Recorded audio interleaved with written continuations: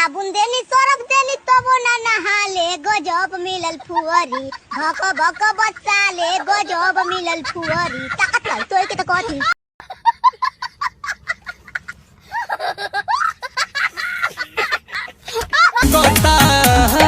कदी ही दीवाना हो फोटो के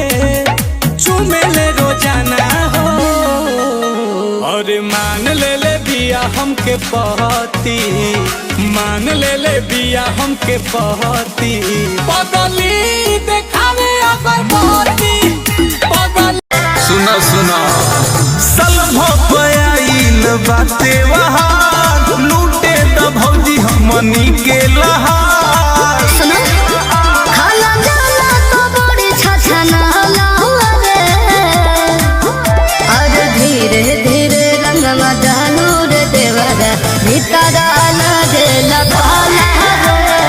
काहे खती हाला घरे होता भौजाई हमरा के साफ साफ दहना बताई भौजी हो मुंह खोलो